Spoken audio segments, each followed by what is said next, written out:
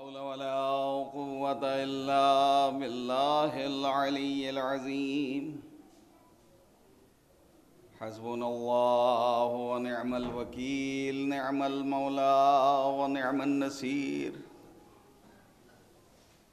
أعوذ بالله من شر الشيطان اللعين الرجيم.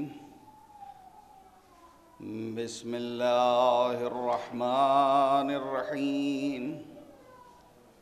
الحمد لله الذي لم يتخذ صاحبة ولا ولدا ولم يكن له شريك في الملك ولم يكن له ولي من الذل وكبره تكبيرا.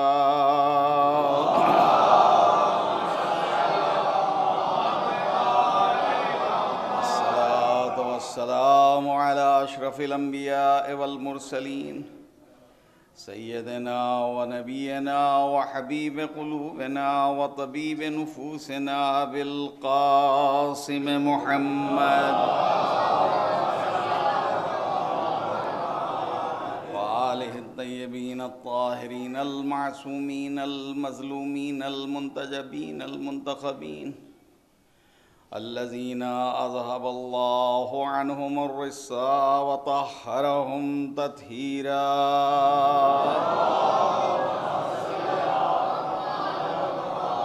ولعنة الله على أعدائهم وأعداء الله أجمعين. أما بعد فقد قال سبحانه وتعالى في كلامه الحكيم وهو أصدق الصادقين وقوله الحق. بسم الله الرحمن الرحيم. والذاكرين الله والذاكرات أعد لهم مغفرة وأجرا عظيما. صلوات بر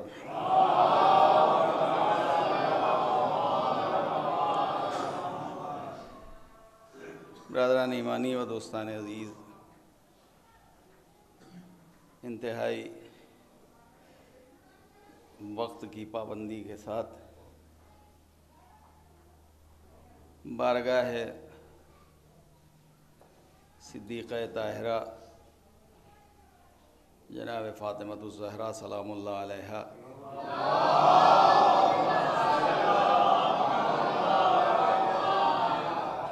میں اپنی جہالت کا اقرار کرتے ہوئے چند دقیقے ذکر خاتون جنت کرنے کا شرف حاصل کرنے کی کوشش ہوگی. ایک ایسا ذکر عزیزان گرامی کہ جس کو تمام تر اذکار میں مرکزیت حاصل ہے، ایک ایسی ذات کا ذکر جو ہر لحاظ سے مستند بھی ہے، معتبر بھی ہے. ایک ایسی ذات کا ذکر کہ جس کے ذریعے سے جبرائیل کو اللہ نے یہ باور کرایا کہ اس میں فاطمہ ہیں، ان کے بابا ہیں، ان کے شوہر ہیں اور ان کے دونوں بچے. تمہیداً اور عادتاً تھوڑی دیر قرآن حکیم کے حوالے سے آپ کی خدمت میں کچھ عرض کرنا ہے. اللہ نے ہماری ہدایت کے لیے جو اہتمام اور انتظام کیا، تو اس میں پہلی نعمت جو اللہ نے ہمیں عطا کی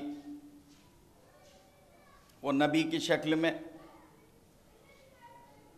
اور پھر تمام تر اپنے احکامات کا مجموعہ قرار دے کر کے ہادیان برحق کو کتابیں عطا کی، کسی کو زبور عطا کی، کسی کو توریت عطا کی، کسی کو انجیل عطا کی، اور کسی کو قرآن حکیم عطا کیا۔ اور ساتھ ساتھ کچھ صحیفے بھی نازل کیے جن کا ذکر ان الفاظ میں قرآن حکیم میں صحف ابراہیم و موسیٰ، کہ ہم نے جناب ابراہیم اور جناب موسیٰ کو صحیفے عطا کیے۔ ان کی تعداد، ان صحیفوں کی تعداد تقریباً 100 بتائی جاتی ہے کہ 100 صحیفے بھی نازل ہوئے اللہ کی طرف سے۔ اور 4 کتابیں، ایک صلوات پڑھ دیں،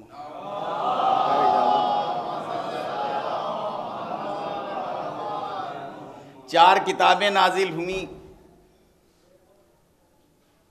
جس میں زبور ہے، توریت ہے، انجیل ہے، قرآن حکیم ہے۔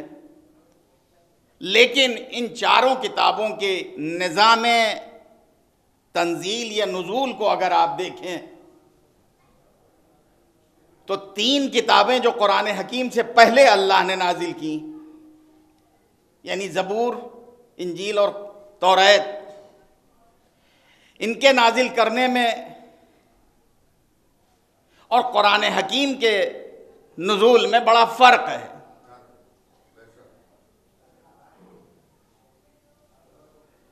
جناب داؤد کو حکم ہوا کہ فلاں جگہ میرا حکم، میری آیت یا میرا سورہ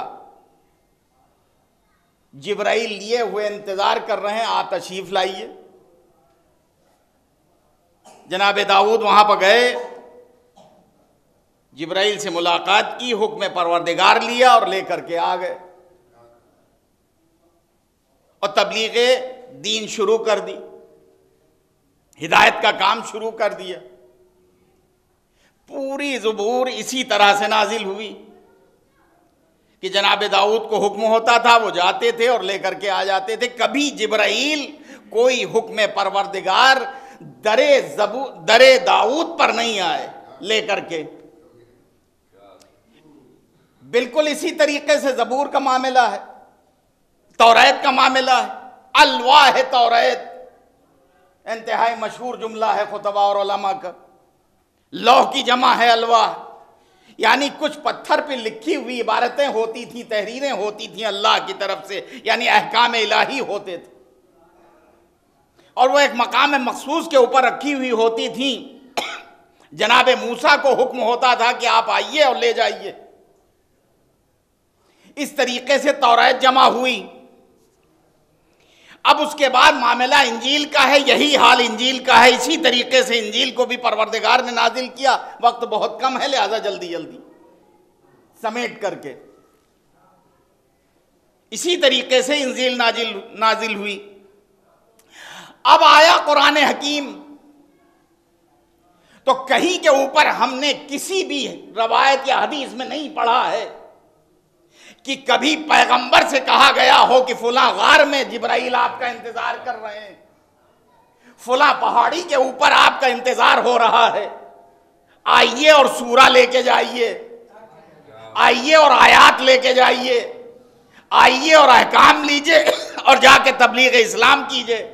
کوئی ایک روایت آپ بتا دیجئے، سڑی سے سڑی بدبودار کتاب میں، غیر صحیح کتابوں میں بھی نہیں ہے، سوائے اس کے کہ جب بھی کوئی حکم نازل ہوا تو جبرائیل کو یہ تاکید ہے کہ تمہیں در مصطفیٰ پہ جانا ہے۔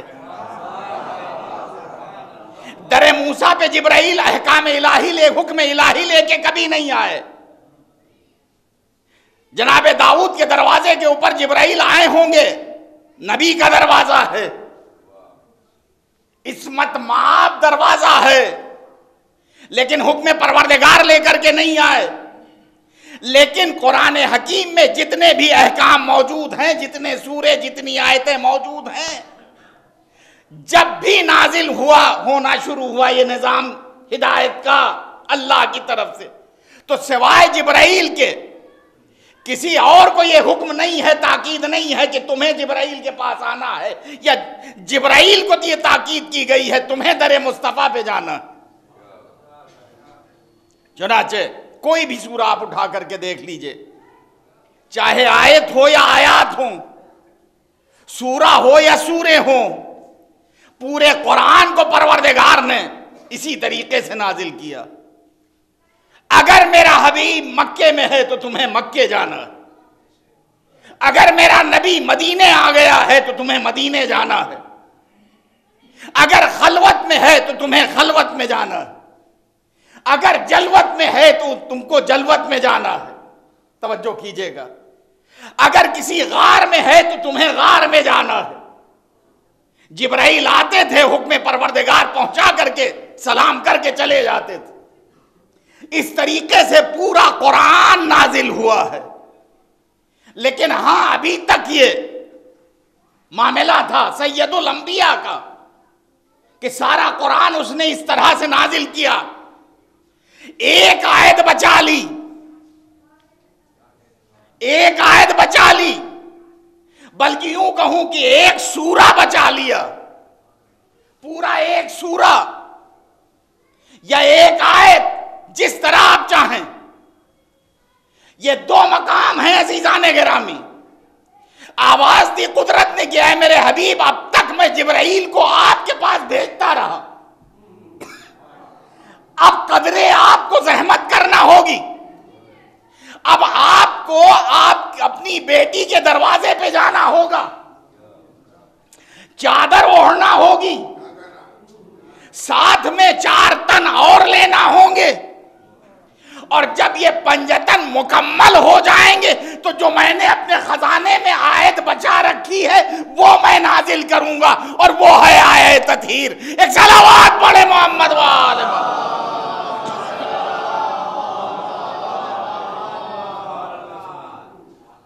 اس کو آپ خطابت یا شاعری نہ سمجھ لیجئے گا، یہ رسمن یا عقیدتاً نہیں ہے، یہ حقیقت میں یہی ہے معاملہ۔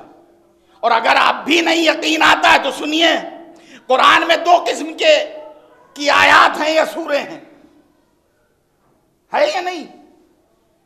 کچھ سوروں پہ آپ نے دیکھا ہوگا لکھا ہوتا ہے سرنامے کے پر مکی آیتیں، اور کچھ سوروں کے اوپر لکھا ہوا ہے مدنی۔ بھئی وجہ کیا ہے؟ وجہ یہی ہے کہ جب تک پیغمبر مکے میں رہے، جتنا قرآن مکے میں نازل ہوا وہ مکی کہلایا، اور جب پیغمبر وفات جناب خدیجۃ الکبریٰ اور جناب ابو طالب کے بعد تشریف لے آئے مدینے ہجرت کر کے، تو اب جتنا قرآن مدینے میں نازل ہوا ہے، توجہ کیجئے گا، مدینے میں نازل ہوا وہ مدنی کہلایا ہے، وہ مدنی کہلایا ہے۔ آیت تطہیر جس کے اوپر اور جس مقصد کے تحت نازل ہوئی ہے، اس کا تعلق مکے سے نہیں ہے، مدینے سے ہے۔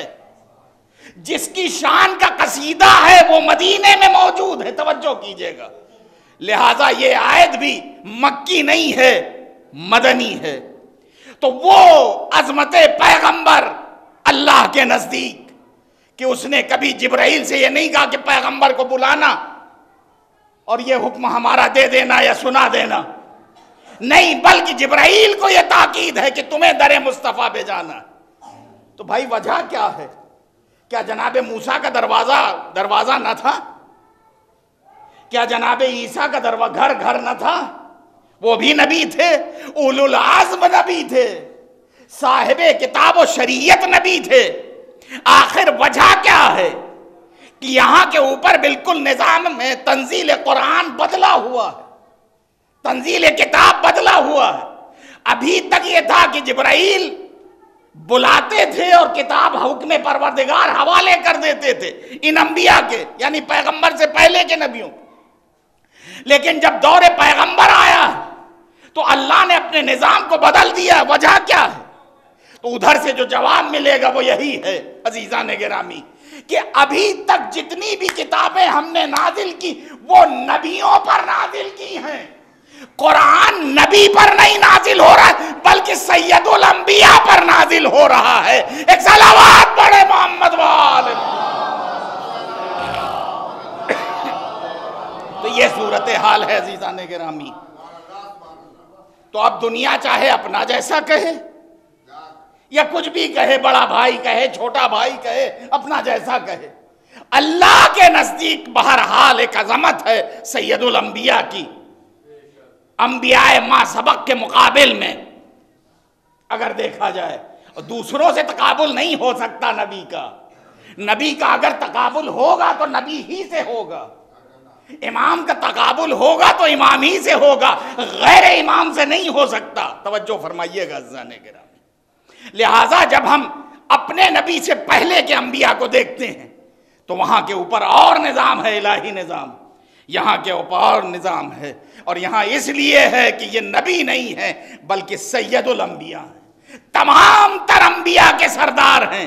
تو ان کی سیادت کو دنیا کے سامنے پیش کرنے کی خاطر پروردگار نے زبانی بھی اور عملی تعظیم کر کے بتایا کہ دیکھو تم ان کے جیسے بنو، یہ تمہارے جیسے نہیں ہیں۔ ایک صلوات پڑھیں محمد وآل محمد۔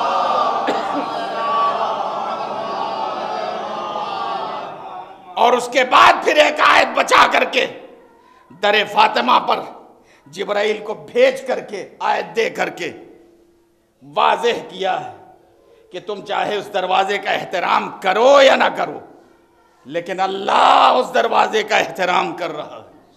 اور رسول اللہ نے تقریباً 9 یا 10 برس، میں اپنے مطالعے کے زور پہ عرض کر رہا ہوں، 9 یا 10 برس آیے تطہیر کے نزول کے بعد مسلسل یعنی بلا ناغا نماز صبح کے بعد در سیدہ پہ جا کر کے سلام کر کے بتایا کہ دیکھو یہ دروازہ ایسا ہے کہ جہاں تمہارا نبی آن کر کے سلام کرتا ہے۔ اب اس کے بعد آئیے، خود فاطمہ زہرا کی تعظیم قولی فقط نہیں ہے بلکہ عملی موجود ہے۔ صحیح ترمذی شریف اسلامی دنیا کی انتہائی معروف کتاب، اس میں یہ روایت ہے کہ اذا دخلت فاطمہ،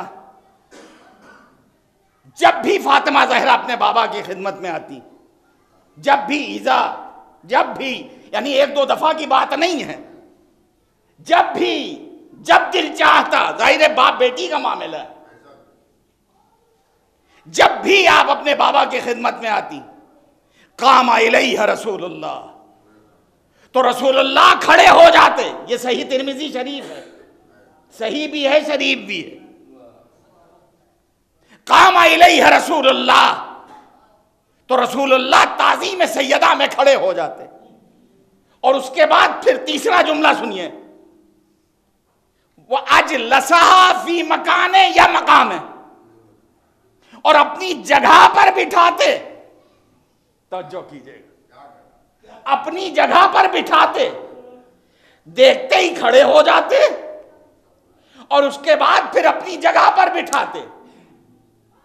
اب ہمارے ایک بزرگ عالم دین، انتہائی مستند عالم دین ہندوستان کے، جو اس دنیا میں نہیں ہے، وہ فرماتے ہیں اس منزل پر کہ عمل رسول امت کے لیے یا تو واجب ہوتا اور یا پھر سنت ہوتا۔ پیغمبر نے عمل کر کے بتایا ہے۔ قام الیہ رسول اللہ، رسول اللہ کھڑے ہو جاتے تھے، کس کے لیے؟ اپنی بیٹی فاطمہ زہرا کی تعظیم میں۔ وہ اجلسا فی مکانے، اور اپنی جگہ کے اوپر بٹھاتے تھے۔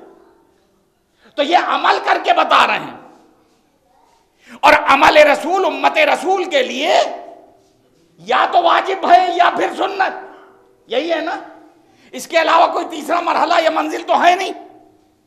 عمل رسول یا تو ہمارے لیے واجب ہے یا پھر سنت۔ تو ہم تو بہت بات کے ہیں، کسی کوٹے میں نہیں آتے،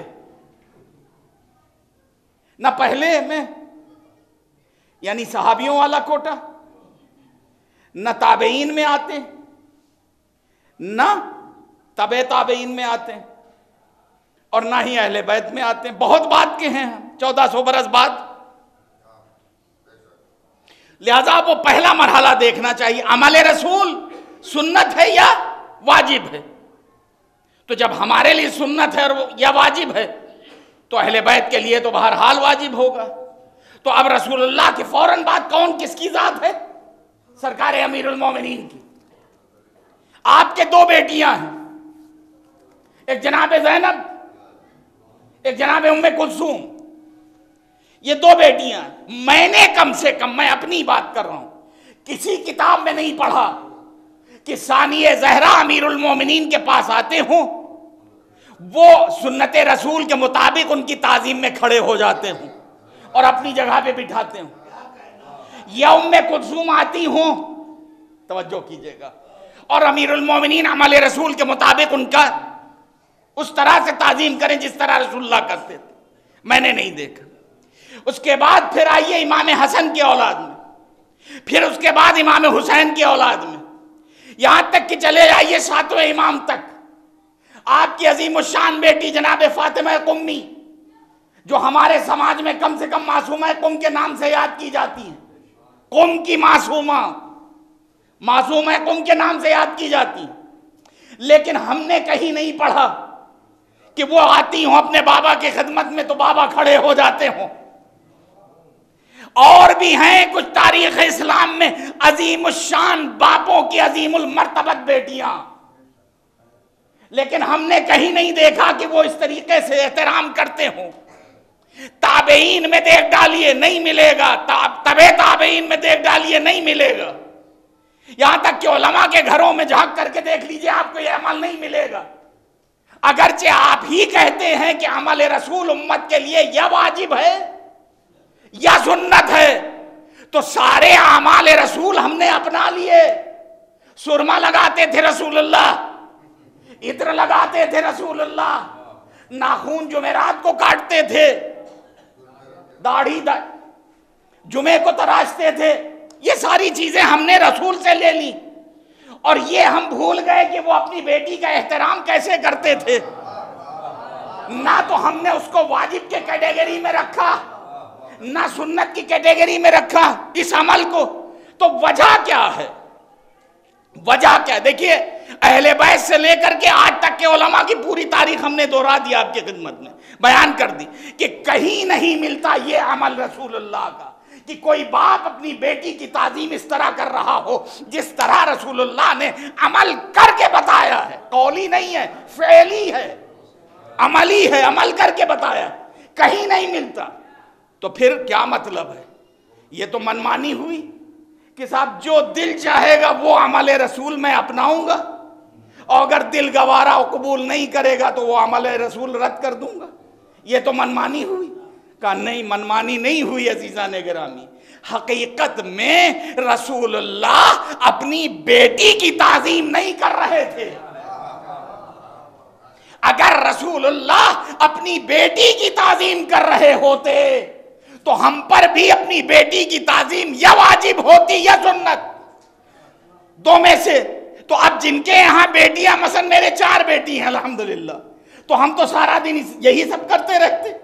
ایک ابھی اسکول سے آئیں، ایک یونیورسٹی سے 2 بجے آئیں، ایک کالج سے 2 بجے آئیں، ایک مجلس سے رات کے 10 بجے واپس آئیں. بس سارا دن اور ساری رات بس یہی. ایک بیٹی آئی، کھڑے ہو جاؤ مولوی صاحب، عمل رسول ہے. دوسری آئی، کھڑے ہو جاؤ مولانا صاحب، عمل رسول ہے. تو یہی ہم کرتے رہتے اور کچھ نہ کر پاتے. تو حقیقت میں رسول اللہ نے اپنی بیٹی کی تعظیم نہیں کی ہے، بلکہ ایک صاحب عصمت نے عصمت ماں بیٹی کی تعظیم کی ہے. ہمارے گھروں میں بیٹیاں ہیں، عصمت ماں بیٹیاں نہیں ہیں. ایک صلوات پڑھیں محمد وال. ایک اور صلوات پڑھیں.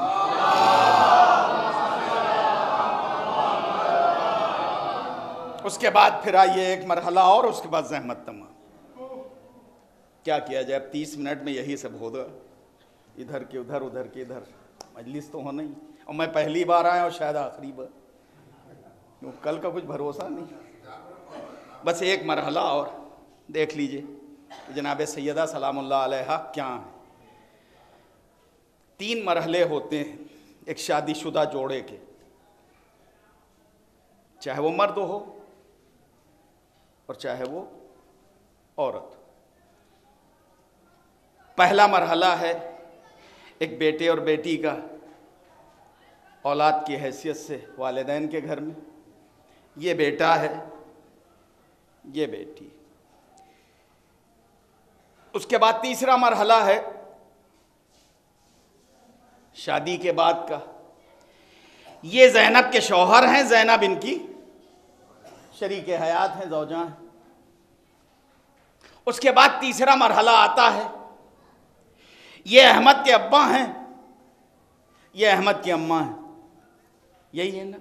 لیکن چونکہ ہمیں بنت رسول کے فضائل بیان کرنا ہے، لہٰذا اب بیچ سے اس مردوے کو ہٹا دیجئے، آپ صرف خاتون۔ تو اب 3 مرحلے ہیں۔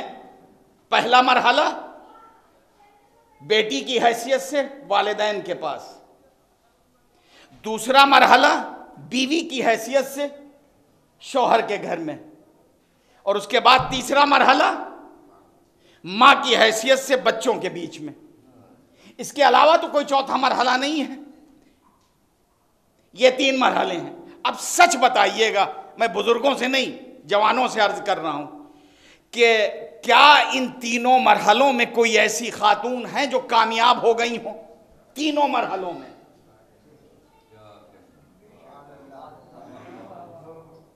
سچ بتائیے گا، ہے کوئی مثال آپ کے نزدیک؟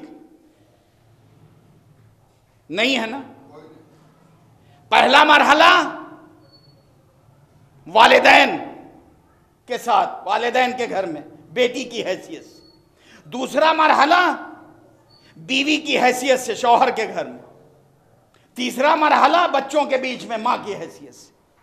ہے کوئی ایسی خاتون جو بطور مثال پیش کی جائیں کہ صاحب یہ تینوں مرحلوں میں کامیاب ہیں؟ یہ جب باپ کے گھر میں تھی باپ کو کبھی کوئی شکایت یا شکوہ نہیں ہوا، جب یہ شوہر کے گھر میں آئیں تو ان کے شوہر کو ان سے کوئی شکایت نہیں ہوئی، اور جب یہ ماں بنی تو ان کے بچوں کو بھی کوئی شکایت نہیں ہوئی، نہ انہی نے بچوں سے کوئی شکایت کی۔ ہے کوئی ایسی خاتون جو کہیں کہ ہاں میں ہوں؟ نہیں ہے عزیزان گرامی۔ ہاں اگر ملیں گی تو ہو سکتا ہے 2 مرحلوں میں کامیاب ہوں، کسی ایک میں فیل ہو جائیں، یا ہو سکتا ہے کہ تینوں مرحلوں میں فیل ہو جائیں۔ فیل ملیں گی، پاس نہیں، کامیاب نہیں ملیں گی، ناکام ملیں گی۔ پہلے مرحلے میں دیکھ لیجئے، اور اگر نہیں ہے تو روزانہ پابندی سے آپ اخبار پڑھا کیجئے، فلاں کی بیٹی فلاں کے ساتھ فرار ہو گئی، فلاں کی بیٹی فلاں کے ساتھ چلی گئی، فلاں کی بیٹی نے یہ کارنامہ انجام دیا، وہ خاندان کے لیے مصیبت بنی ہوئی ہے، اخباروں میں آتا رہتا ہے۔ یہ پہلا مرحلہ ہے کہ باپ کے گھر میں ہے لیکن ایک ناکام زندگی، والدین کی اذیت کا سبب بنی ہوئی، جس کو پروردگار نے رحمت قرار دیا تھا وہ زحمت کا سبب بنی ہوئی۔ ماں بھی عاجز ہے، باپ بھی پریشان اپنی اس بیٹی سے۔ یہ پہلا مرحلہ ہے۔ ایسے ہی دوسرا مرحلہ شوہر کے گھر میں ہے، وہاں شوہر کو اپنی بیوی سے شکایت ہے، بیوی کو شوہر سے شکایت ہے۔ آئے دن قاضی شہر جو ہیں وہ بیٹھے ہوئے ہیں مسند قضاوت پر، عورتوں اور مردوں کو بٹھائے ہوئے، ہاں آپ کا کیا معاملہ ہے، آپ کا کیا معاملہ ہے۔ اس کے بعد تیسرا مرحلہ وہ ہے بچوں کے درمیان میں ماں کا ہونا۔ 1.5 درجن بچے پیدا کر دینا نہ کل کوئی کارنامہ تھا اور نہ ہی آج اس مشینی دور میں کوئی کارنامہ ہے۔ اصل میں یہ ہے کہ ان بچوں کو انسانی بچہ بنایا جائے۔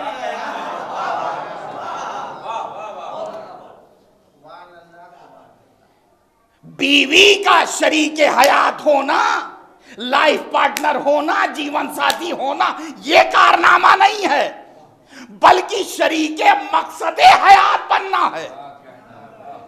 ایسے ہی بیٹی کے جب باپ کے گھر میں ہو تو اپنے عمل و کردار و اخلاق سے یہ ثابت کرے کہ میں پیدائش و خلقت کے اعتبار سے بیٹی ہوں لیکن قربانیوں کے اعتبار سے میں ماں ہوں۔ ہمیں سوائے فاطمہ زہرا کے کوئی خاتون نظر نہیں آتی یہاں تک کہ جو قرآنی خواتین ہیں، حضرت حوا سے لے کے جناب مریم تک، پوری ذمہ داری سے عرض کر رہا ہوں، کوئی نہ کوئی خامی ان خواتین کیا نظر آتی ہے. جناب حوا سے لے کے جناب مریم تک کوئی نہ کوئی خامی نظر آتی ہے. لیکن جب فاطمہ زہرا کے دروازے پر اور ان کی سیرت پاک پڑھی تو پتہ یہ چلا کہ باپ کے گھر میں اس طریقے سے زندگی گزاری کہ باپ کو کہنا پڑا فاطمہ تو ام ابیہا، فاطمہ اپنے باپ کی ماں ہے. فاطمہ اپنے باپ کی ماں ہے. اور جب شوہر کے گھر میں عقد کے بعد آئی تو کچھ دنوں کے بعد کسی ضرورت سے اپنے بابا کی خدمت میں دوبارہ آئی، بابا کو سلام کیا. اچھا، بابا کی سنت میں اور سیرت میں کوئی تبدیلی نہیں ہے، وہی طریقہ جو قبل شادی تھا، شادی سے پہلے تھا کہ رسول اللہ کھڑے ہو جاتے تھے. ابھی عرض کیا، اپنی جگہ پر بٹھایا اور اس کے بعد پوچھا کیسی خیریت، کیسے آنا ہوا. یہ سب کچھ پوچھنے کے بعد کہتے ہیں فاطمہ یہ بتاؤ کہ تم نے بحیثیت شریک حیات کے علی کو کیسا پایا. ذہن میں یہ رہے کہ رسول اللہ ہیں، نبی ہیں، ہادی برحق ہیں، مرکز نزول قرآن ہیں، لیکن فاطمہ کے باپ بھی ہیں. پوچھ رہے ہیں بیٹی سے فاطمہ تم نے علی کو بحیثیت شریک حیات کے کیسا پایا. تو اب باپ بیٹی کی گفتگو ہے، کوئی اگر مشکل ہے، مصیبت آئی ہوئی ہے نعوذ باللہ ثم نعوذ باللہ علی علیہ السلام کی طرف سے تو کہیں، لیکن نہیں، کوئی شکوہ نہیں، کوئی شکایت نہیں، بلکہ مزید تعریف کہا بابا بہترین معاون و مددگار. توجہ کیجئے گا، بہترین معاون و مددگار. کہا ٹھیک ہے خدا حافظ. بیٹی اپنے گھر آ گئی. 2-3 دن کے بعد امیر المومنین کسی ضرورت سے رسول اللہ کی بارگاہ میں آئے. جو سوال اپنی بیٹی سے اللہ کے نبی نے کیا تھا وہی پہ عین ہی سوال، وہی سوال امیر المومنین سے کرتے ہیں. داماد بعد میں ہیں، رشتے میں چچازاد بھائی پہلے ہیں. توجہ کیجئے گا. اور خلیفہ برحق ہیں رسول اللہ کے، اللہ کے ولی ہیں، یعنی رشتہ داری بھی ہے اور منصبداری بھی، دونوں چیزیں ہیں. جو سوال اپنی بیٹی سے کیا تھا وہی سوال بے نہیں کرتے ہیں. یا علی تم نے بحیثیت شریک حیات کے فاطمہ کو کیسا پایا، فاطمہ کو کیسا پایا. تو ایک مرتبہ امیر المومنین مسکرا کے کہتی ہیں کہ بہترین معاون و مددگار، یعنی سوال بھی ایک، جواب بھی ایک. جو بیٹی سے سوال تھا وہی داماد سے سوال، جو بیٹی نے جواب دیا تھا وہی شوہر نے جواب دیا. تو یہاں پر بھی کوئی شکایت نہیں ہے. اس مرحلے میں بھی بی بی کامیاب ہیں. اس کے بعد آئیے تیسرا مرحلہ اور آخری مرحلہ. تیسرا مرحلہ ماں کا ہے. بچے ہیں، ماں ہیں. ہم اپنے بچوں کو انسان نہیں بنا پاتے، ہم اپنے بچوں کو صحیح مسلمان نہیں بنا پاتے، ہم اپنے بچوں کی صحیح تربیت نہیں کر پاتے، ہم اپنے بچوں کو امام حسین کا اور بی بی فاطمہ کا عزادار نہیں بنا پاتے، ہم اپنے بچوں کو امام زمانہ کا ناصر و مددگار نہیں بنا پاتے. لیکن آپ ذرا دیکھیں کہ فاطمہ زہرا نے اپنے بچوں کی کس شان سے تربیت فرمائی. اس شان سے تربیت فرمائی کہ پیغمبر کو کہنا پڑا الحسن والحسین سیدہ شباب اہل الجنہ، حسن اور حسین جوانان جنت کے سردار ہیں. ایک صلوات پڑھے محمد والے.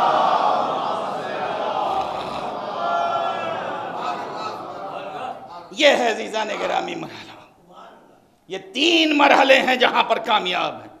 تو اب ہمارے بچے اور بھائی بتائیں کہ آپ کی عقل کیا کہتی ہے.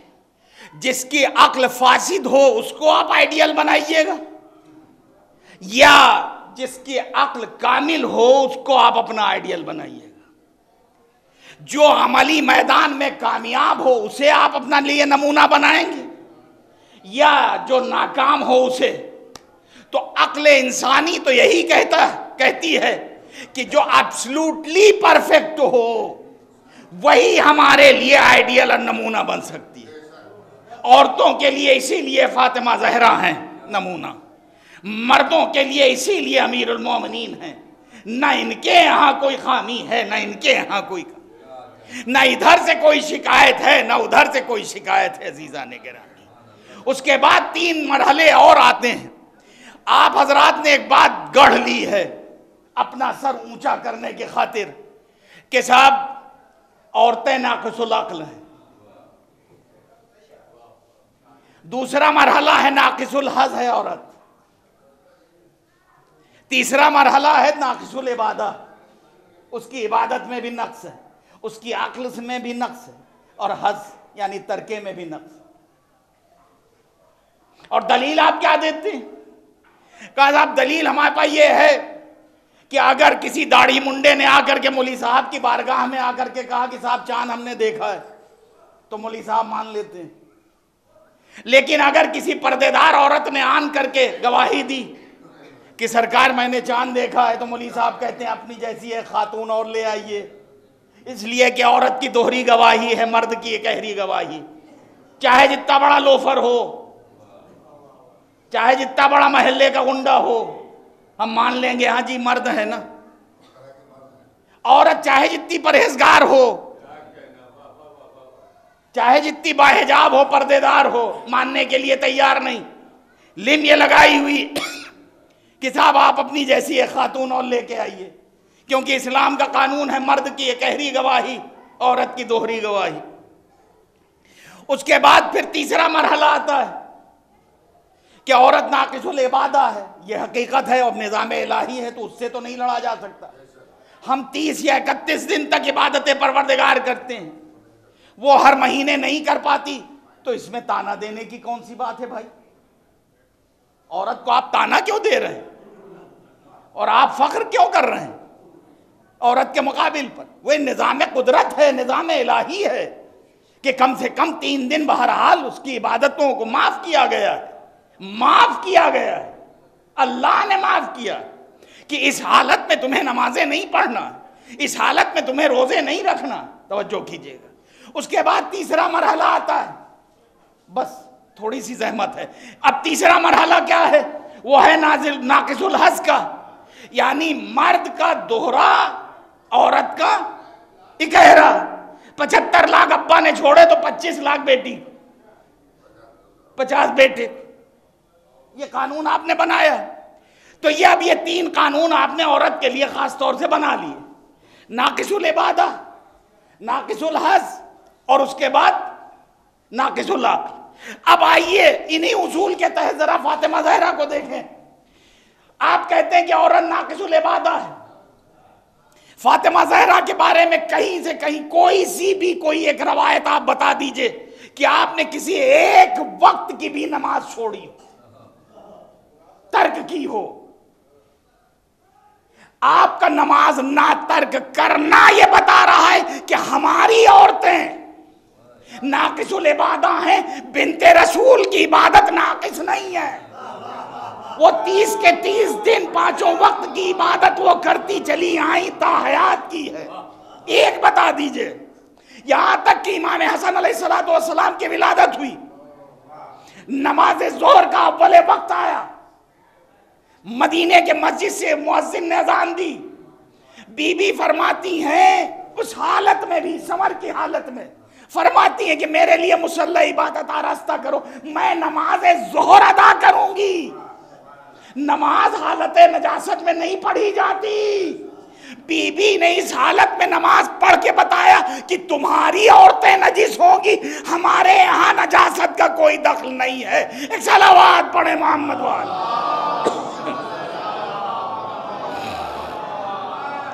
اب اس کے بعد پھر آئیے ناقص العقل۔ مباہلے میں ایک طرف امام حسن ہے، دوسری طرف امام حسین ہے، تیسری طرف امیر المومنین ہے، اور اس کے بعد پیغمبر ہے۔ خاتون کی شکل میں صرف بی بی فاطمہ زہرا ہے، مباہلے کے میدان میں آتش بازی کا کوئی پروگرام نہیں تھا عزیزان گرامی، معاف فرمائیے گا، کوئی اور پروگرام نہیں تھا، بلکہ شہادت کے لیے گئی تھی۔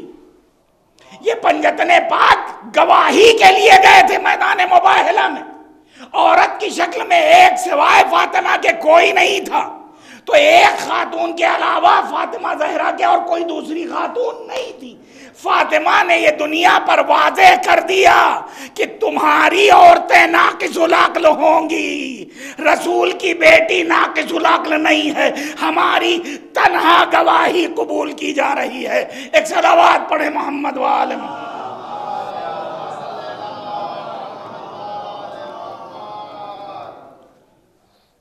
اس کے بعد بس تیسرا اور زحمت آپ کی تمام کر رہا ہوں۔ تیسرا مرحلہ ہے ناقص الحظ کا، ترکے کا مسئلہ ہے۔ پیغمبر کی اکلوتی بیٹی تنہا وارث ہوئی، پیغمبر کی تنہا وارث ہوئی، اگرچہ دنیا نے، اب اس کی تفصیل میں نہیں جاؤں گا، اگرچہ دنیا نے مالی اعتبار سے کمزور کرنے کی خاطر،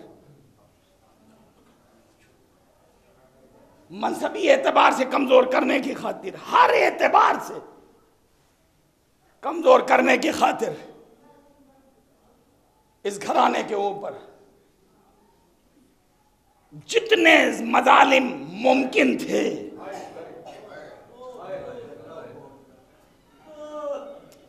ان کے امکان میں جتنے بھی مظالم تھے، جتنا وہ ظلم کر سکتے تھے، یعنی یہ نہیں کہ ایک آدھ کوئی کچھ نہیں، ایک آدھ نہیں، جو بھی کر سکتے تھے حتی المقدور، وہ اس گھرانے کو کمزور کرنے کی خاطر انہوں نے انجام دیا ہے۔ اب اس سے بڑا اور ظلم کیا ہو سکتا ہے کہ صدیقہ طاہرہ کی تکذیب ہوئی ہے دربار خلافت میں۔ سب سے زیادہ صدمہ آپ کو اسی بات کا تھا کہ مجھے جھٹلایا گیا، اور بی بی کو صفائی میں کہنا پڑا اپنے بچاؤ میں کہ واللہ میں جھوٹ نہیں بولتی، واللہ میں جھوٹ نہیں بولتی۔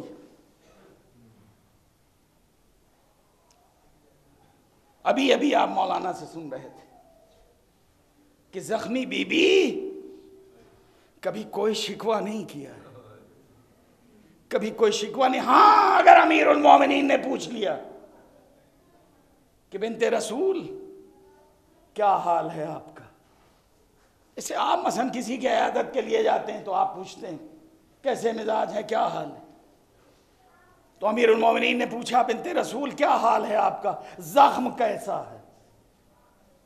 میں نے خود روایت میں پڑھا، اس لیے آپ کی خدمت میں پیش کر رہا ہوں۔ تو بی بی جواب میں فرماتی یا علی ہذہ جراحۃ لابی، یا علی میرا زخم اب اس لائق نہیں ہے کہ میں آپ سے بیان کروں، ہاں اپنے بابا کو ضرور دکھاؤں گی۔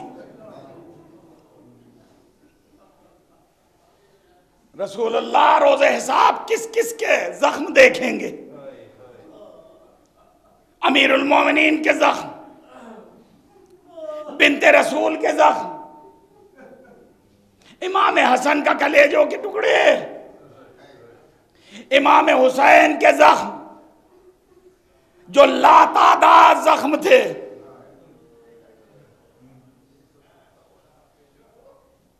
بقول میر انیس صلی اللہ مقامہ کے کہ وہ نیسوں ہے زخم تنے چاک چاک پر، زینب نکل حسین تڑپتا ہے خاک پر۔ بس چند جملے اور آپ کی زحمت تمام۔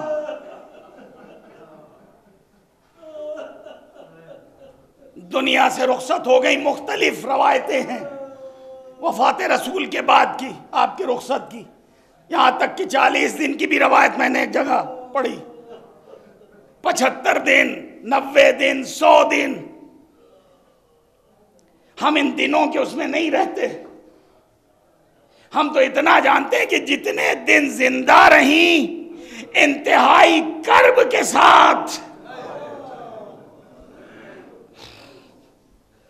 75 दिन जिंदा रही तो सिसकती हुई जिंदगी, 100 दिन जिंदा रही तो बिलकती हुई जिंदगी, और बार बार यही कहती रही सुब्बत अलैया मसाइबुन लौ अन्नहा सुब्बत अलैया, मैं सिर न लिया। ए बाबा, मुझ पर इतनी मुसीबतें पड़ी कि अगर दिनों पर पड़ती तो वो शबे तारीख में बदल जाते। जिस मकाम के ऊपर बीबी जाके अपने बाबा की मुसीबतों को याद करके गिरिया करती थी, उस जगह को भी मुनहदिम कर दिया गया।